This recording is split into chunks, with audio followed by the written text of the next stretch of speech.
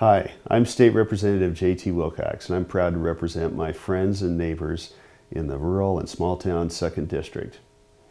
We just finished up about 10 days of floor action here in the House of Representatives, and my most important job is to represent you in the 2nd District, but I also serve as floor leader for the House Republicans, and that means that it's my job to take care of how we conduct ourselves on the floor and manage the debate on important bills. And 10 days of floor action is a big job. I'm glad that it's over.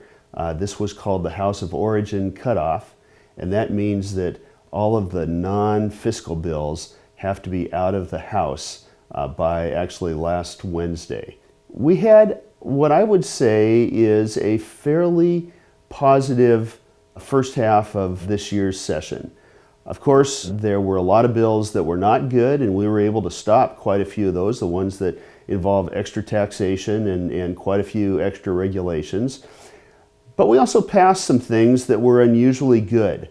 You know, I've always told people the one litmus test that I have is any particular bill good or bad for the rural economy? And a lot of the rural economy is tied to land use. And many of you have shared your opinion with me, and I agree that the Growth Management Act, passed several decades ago, is overly restrictive. And we were able to pass several fairly major exceptions that will help us in the future. The first has to do with school siting. It has been impossible to site schools in rural areas for many years, and that has made it difficult for some of the school districts in the 2nd District, especially Bethel.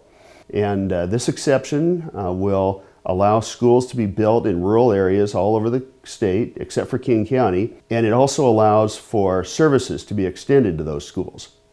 The second GMA fix involves short-line railroads, and that's not a big deal for the 2nd District, but it is a big deal around the state, and so we have a little more ability to have commercial development around short-line railroads. And the last is quite important, and it's also related to the Hearst decision that I've talked about quite a bit, where the Supreme Court made major changes in the way that we handle water in the state of Washington, especially in rural areas. So the third GMA fix means that homeowners can inspect their own septic tanks rather than paying an expensive tax or having to pay outside contractors to inspect their septic tanks. And that's going to save many of our 2nd District residents quite a lot of money in the future. Now, what do we have going forward? Well, it's time for the Senate bills to come over to the House, and there's around 280 of those to look at. And we then also have to be working on the solutions to the really big issues that this session is supposed to be about. We do want to fix this water decision called Hearst so that we can continue to build in rural areas.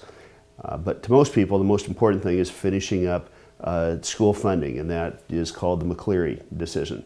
We have two very different plans. One that's coming over from the Senate involves the kind of levy reform that I've talked about quite a bit. Most of you know that if you live in a rural area, you're paying 4 and sometimes 5 times as much per $1,000 of assessed value as a homeowner is in Seattle. And that isn't fair. We need to have a flat property tax across the state instead of one where the poorest parts of the state are paying the most and the wealthiest part of the state are paying the least. And we also need to implement the funding that's going to go to schools in such a way that we don't have this unequal funding problem clear across the state. Now, the House solution that I didn't vote for, it was a House Democrat solution, really doesn't put any boundaries around how dollars are negotiated. And I'm afraid that that would result in an additional court case in just a few years. The Senate is not perfect. In fact, it's far from perfect, but it does include provisions that say, schools, this is how you can handle state dollars, this is how you can handle local dollars, and you can't mix the two. State dollars are for basic education, and local dollars are for enhancement.